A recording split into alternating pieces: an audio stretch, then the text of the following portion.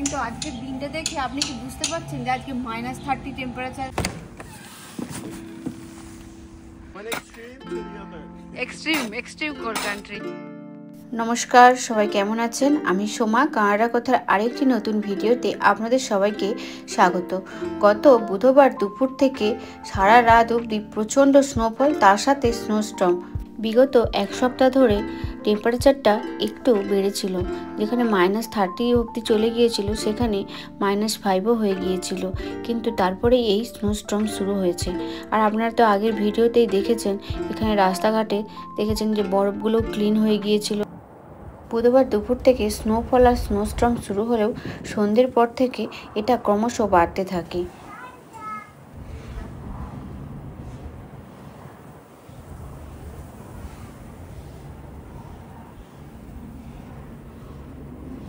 সকালে ঘুম থেকে উঠে দেখি চারিদিক স্তব্ধ, কেমন যেন নিশ্চুপ, যেমন বড় ঝড়ঝঞ্ঝা হওয়ার পর চারিদিক যেমন থমথমে হয়ে যায় সেই রকম।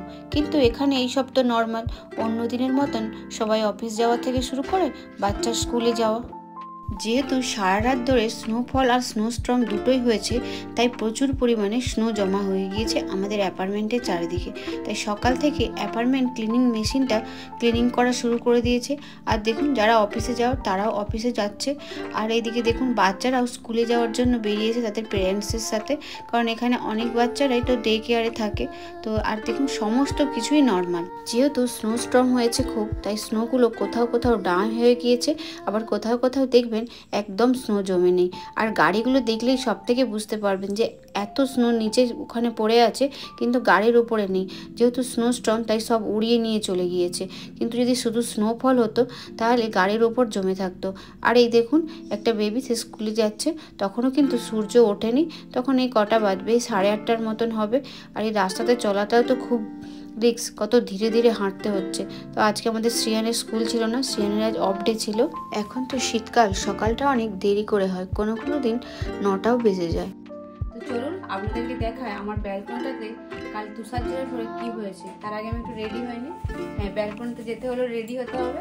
আমার জ্যাকেটটাকে পরে নিই। একদিনে তুষার ঝড়ে কি অবস্থা হয়েছে দেখুন আমার ব্যালকনিটা।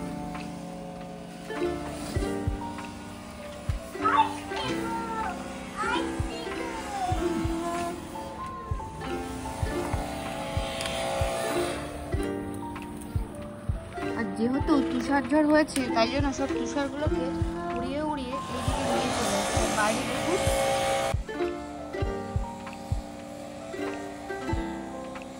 আজকে টেম্পারেচার কত জানেন? আজকে টেম্পারেচার -30। একদিনেই টেম্পারেচার কমে -5 থেকে -30 হয়ে গিয়েছে।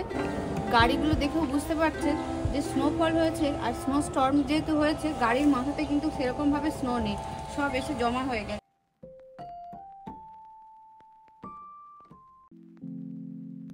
আর আমার ব্যালকনিতে দেখুন, সব স্নোগুলো এসে হাওয়াতে একদিকে জমা করে দিয়েছে।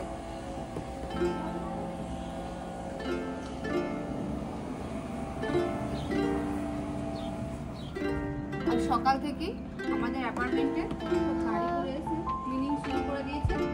কিন্তু আজকের দিনটা দেখে আপনি কি বুঝতে পারছেন যে আজকে -30 টেম্পারেচার, কাল রাতে এত স্নোস্টর্ম হয়েছে। কিন্তু এটাই সাসকাচুয়ানে, যে বলে সানি সাসকাচুয়ান, এখানে অনেক স্নোফলও হবে, তার সাথে সানরেজও থাকে। চলুন আপনাদেরকেও আমাদের অ্যাপার্টমেন্টের নিচেটা দেখিয়ে আসি কি অবস্থা এই স্নোস্টর্মের পরে। এটা আমার বাড়ির পেছন দিকটাতে, এখান থেকে আমি প্রত্যেক দিন বাস ধরি।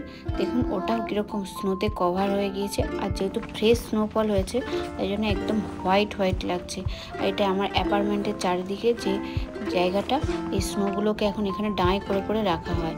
আর দেখুন, এখনও আকাশে সূর্যও আছে, তার সাথে চাঁদও আছে।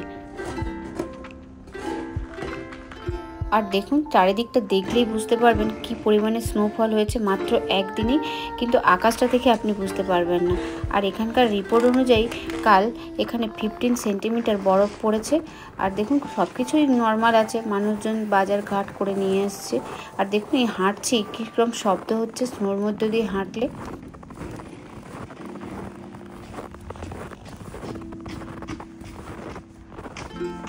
চলুন আপনাদেরকে দেখায় আমাদের অ্যাপার্টমেন্টে সুইমিং পুল। হ্যাঁ, ঠিকই শুনেছেন, swimming pool.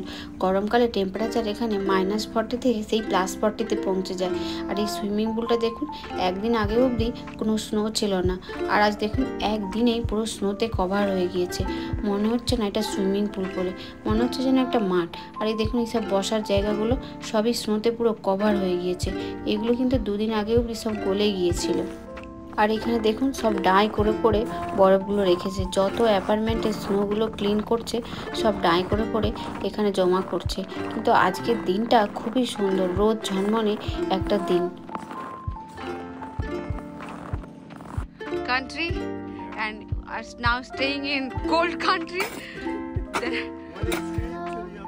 Extreme cold country. আর ইনি হলেন আমাদের অ্যাপার্টমেন্টের কেয়ারটেকার মানে শুধু দেখাশোনা করা নয়, সবেতেই এরা পারদর্শী।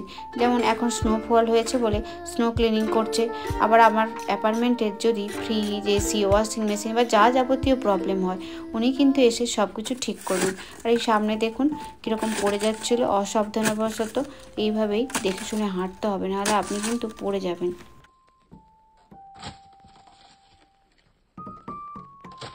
আর আপনারা তো জানেন আমি কানাডার রেজাইনাতে থাকি। এখানে জনসংখ্যা খুবই কম। কানাডার অন্যান্য বড় শহরের মতন এত লোকজন এখানে দেখাও যায় না। আর এখানে প্রায় সবার গাড়ি আছে, একমাত্র যাদের গাড়ি নেই তারাই পাবলিক ট্রান্সপোর্টে যাতায়াত করে। আর অত ভিড়ও হয় না পাবলিক ট্রান্সপোর্টে। আমি তো রেগুলার যাতায়াত করি, সেইভাবে আমাদের ইন্ডিয়াতে যেরকম বাসে ট্রেনে ভিড় হয় তো এখানে সেইভাবে হয় না। আর এখানে আমরা যেখানে থাকি এখানে ট্রেনও নেই, একমাত্র গুডস ট্রেনটা চলে। আর এই দূরে যেটা দেখতে পাচ্ছেন এটা হচ্ছে ট্রান্স কানাডা হাইওয়ে, ওটাও দেখুন পুরো বরফে ভরে গিয়েছে রাস্তাটা। আর এত যেহেতু স্নোফল একদিনেই হয়েছে, সব অ্যাপার্টমেন্টের কেয়ারটেকাররা সারা দিন ধরে শুধু এই বিল্ডিং ওই বিল্ডিং স্নো ক্লিনিং করেই চলছে।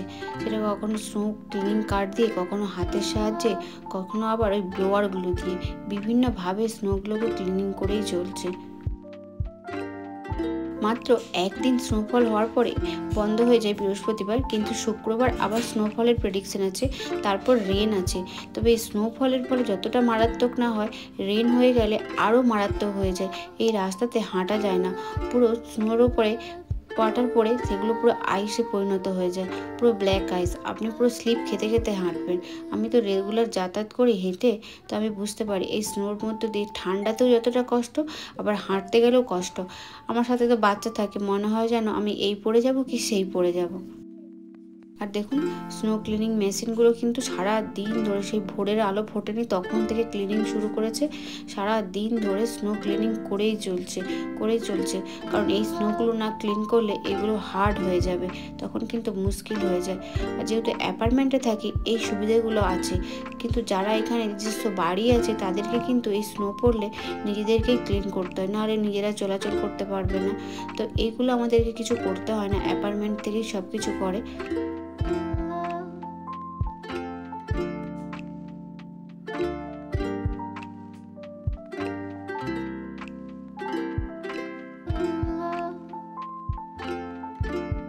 আজকের ভিডিওটি এখানেই শেষ করলাম। আমার ইউটিউব চ্যানেলটি নতুন, সামনে আরও অনেক নতুন ভিডিও নিয়ে আসব। আজকের ভিডিওটি ভালো লাগলে অনুগ্রহ করে একটু সাবস্ক্রাইব করবেন এবং আপনার বন্ধুদের মধ্যে শেয়ার করে দেবেন প্লিজ। সাথে লাইক আর কমেন্টে জানাবেন কেমন লাগলো আপনাদের। সবাই ভালো থাকবেন, ধন্যবাদ।